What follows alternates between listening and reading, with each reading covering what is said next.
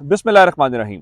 लाखों करोड़ों दुरूदो सलाम मोहम्मद मुस्तफ़ा सल्लल्लाहु अलैहि वसल्लम और आले मोहम्मद पर। मैं हूं उमर दराज गोदल। आगाज़ इस खबर के साथ करेंगे कि पाकिस्तान तहरीक इंसाफ क्या सिर्फ ऐलान किया है या पाकिस्तान तहरीक इंसाफ वाक़तन कदम उठाने जा रही है असम्बलियाँ तहलील करने के हवाले से। तो पाकिस्तान तहरीक इंसाफ ने आज अपनी लीडरशिप का इजलास ज़मान पार्क लाहौर के अंदर बुला लिया है, जहाँ पे इमरान खान रिहाइश पजीर हैं। और आज पाकिस्तान तहरीक इंसाफ ने फैसला करना है कि किस तारीख को हमने असम्बलियाँ डिसॉल्व करनी है। और गुज़श्ता रात को फवाद चौधरी कह चुके हैं कि बुध या जुमेरात तक हम फैसला कर लेंगे। आज 9:36 पे सुबह फवाद चौधरी साहब ने इस बात की तस्दीक की और ट्विटर पर लिखा, तहरीक इंसाफ की सीनियर लीडरशिप का इजलास आज तलब कर लिया गया है।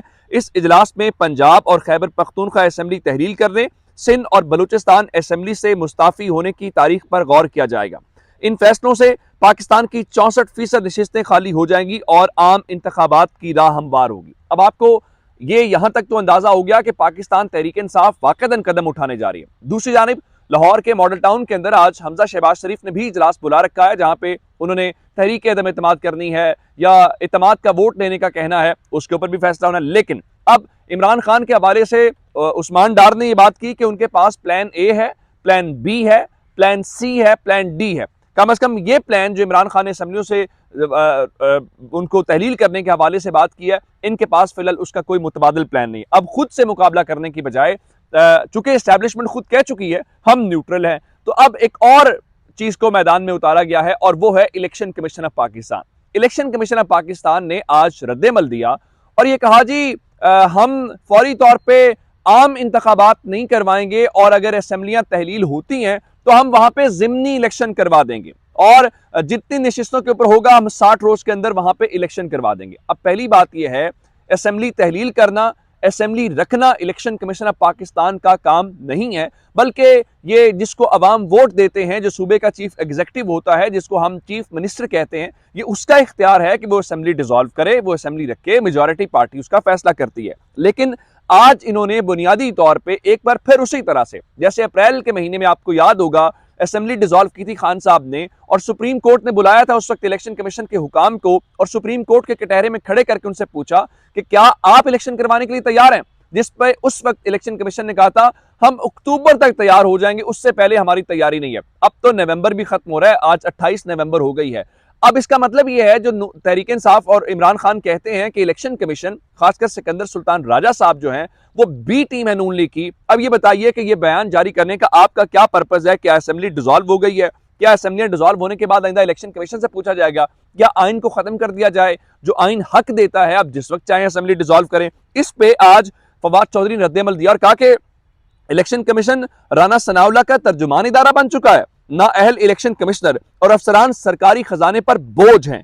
सूबाई असेंबलियां तहलील होने पर 90 दिनों में इंतखाबात कराना इलेक्शन कमीशन की जिम्मेदारी है। अपनी तैयारी करें, बयानात जारी करना आपका काम नहीं है। यानी अब लग ये रहा है कि पीडीएम के पास जब कोई और रास्ता नहीं बचा तो अब वो इलेक्शन कमीशन ऑफ पाकिस्तान की आड़ लेंगे। वो कहेंगे जी हमारी तैयारी नहीं है, वो कहेंगे जी देखें 411 सीटें खाली हो जाएंगी पंजाब और खैबर पख्तूनख्वा के अंदर, तो 411 सीटों के ऊपर हम इलेक्शन करवाएंगे तो 22 अरब रुपए का खर्चा आएगा, तो हम इसलिए इलेक्शन नहीं करवाना चाहते। लेकिन अगर आपने 22 अरब देखना है, अगर आपने इलेक्शन कमीशन को देखना है, तो मुल्क में आइन खत्म कर दें, फिर आप सिकंदर सुल्तान राजा और इनसे जो है वो आप वो पूछ लें। अब एक तरफ तो ये हरकतें कर रहे हैं और दूसरी जानिब इस वक्त इनकी सूरत हाल ये है कि बजाय इसके कि मईशत की तरफ जाएं, मईशत को बचाने की बजाय अपनी असम्बलियां, वो जिनमें कहते हैं कि इमरान खान इस्तीफे लेने की बजाय इस्तीफे देके चला गया है, तो भाई वो इस्तीफे देके चला गया तो इलेक्शन कराओ। अब इनको असम्बलियां बचाने की फिक्र पड़ गई है, वो असम्बलियां जिसके बारे में फजलुर रहमान, नवाज शरीफ, मरियम नवाज, जरदारी सारे कहते थे जाली असम्बलियां हैं। अब कहते हैं नहीं जाली नहीं, असली हो गई, खुदारा इनको चलने दो।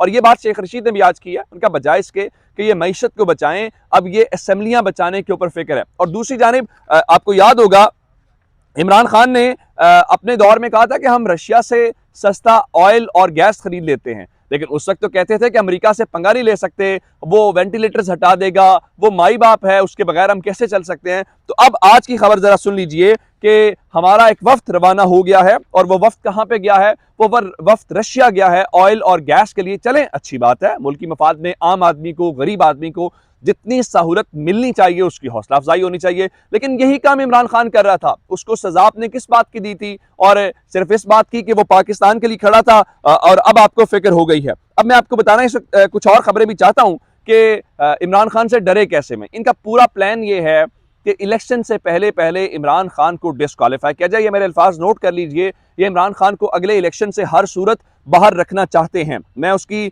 मिसाल जो देना चाहता हूं वो आज हामिद मीर का एक मजमून है। हामिद मीर साहब आजकल पता ही आपको किसकी तर्जुमानी कर रहे हैं। हामिद मीर ने इस हवाले से ये कहा था कि उनका शो इमरान खान ने बंद नहीं करवाया, जब शो बंद हुआ था बीबीसी को गुफ्तगू करते हुए। लेकिन इस मुल्क के अंदर इस किस्म की डिसऑनेस्टी की जाती है, भाषण कुछ और दिए जाते हैं, अमली तौर पे कुछ और दिया जाता है, फिर किराए की तर्जुमानी किसी और की जाती है। आज उन्हीं हामिद मीर साहब ने इमरान खान के फैज के नाम से मजमून लिखा और उसमें यह बताया कि इमरान के फैज की वजह से मेरा शो बंद हुआ। अब आपने तब झूठ बोला था हमारे साथ या आज झूठ बोला है, इस सवाल का जवाब आना चाहिए।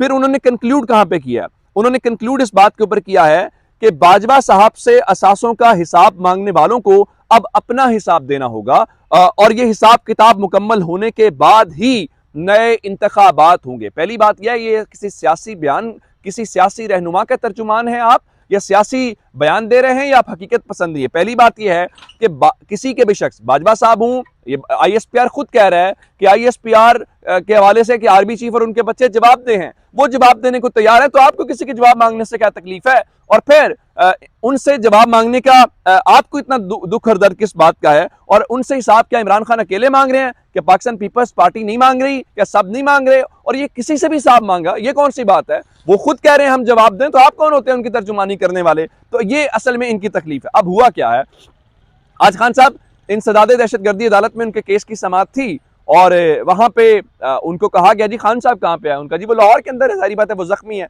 जिस पे कहा गया जी आप उनको अगली समाअत पे हर सूरत अदालत में पेश होने का हुक्म दें। बाबा रवान साहब उनको रिप्रेजेंट कर रहे थे, तो उनका वो तो जख्मी है।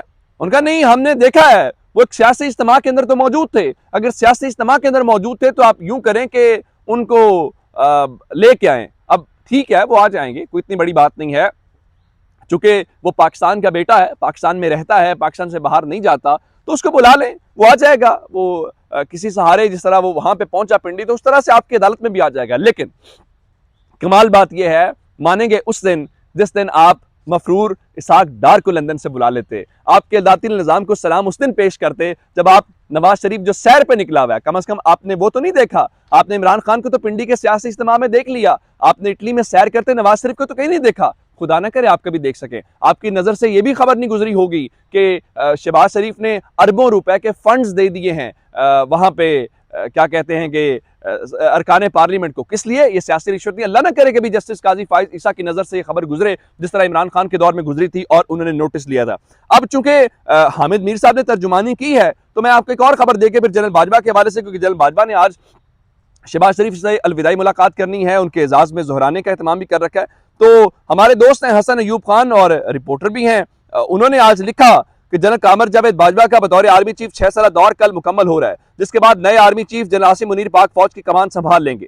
जनरल बाजवा चाहे रिटायर हो रहे हैं, लेकिन ये बात याद रखें कि उनकी तस्दीक न जनरल आसिम मुनीर होने देंगे, ना उनके बाद आने वाला कोई आर्मी चीफ। मैंने कहा इस मुल्क के अंदर आइन और आइन के तहत होने वाले इंसानी हुकूक की सिर्फ तस्दीक की जरूरत है, बाकी इन शाहों का गुरूर तो सलामत रहना चाहिए। उनको इस तरह से कैसे हो सकता है? और फिर ये जरूरत क्या है ये आपको बात कहने की? और फिर ये तो सिर्फ असद उमर ने एक ट्वीट ही किया है कि तारीख तयन करेगी, तारीख मकाम तय करेगी और किसका क्या किरदार है। अब आप इतनी जल्दी डर गए, तारीख तो कम से कम कंट्रोल नहीं होती, वो तो सच आएगा। आर्मी चीफ ने एक इंटरव्यू भी दिया जी गल्फ न्यूज को, उन्होंने कहा कि फौज गैर सियासी रहने के फैसले के ऊपर साबित कदम रहेगी। अल्लाह करे ऐसा ही हो, अगले 7 से 8-10 दिन में ये असम्बली वाले मामले के ऊपर पता चल जाएगा कि किरदार है या नहीं है। और फिर इस वक्त रावलपिंडी के अंदर कोर कमांडर्स कॉन्फ्रेंस जारी है, शायद आपकी वीडियो आप तक पहुंचना खत्म हो गई हो। ये अलविदाई कोर कमांडर्स कॉन्फ्रेंस है जिसमें जनरल बाजवा भी शरीक हैं और जनरल आसिम मुनीर भी हैं, दोनों उसको चेयर कर रहे हैं। जिसके बाद जारी बात है कल अमली तौर पर जो कमान है वो एक बार फिर एक नए चीफ के सामने आ जाएगी और जनरल आसिम मुनीर कल से आर्मी चीफ के हवाले से होंगे। तो ये सूरत हाल है, लेकिन मैं आपको बताऊं गेम इमरान खान के पास है, जो मर्जी हो जाए। अब इलेक्शन कमीशन को उतारे, अदालतों को उतारे, जिसको मर्जी उतारना है, फिलहाल इनके बस की बात नहीं है। अपना बहुत सारा ख्याल रखिएगा। खुदा हाफिज।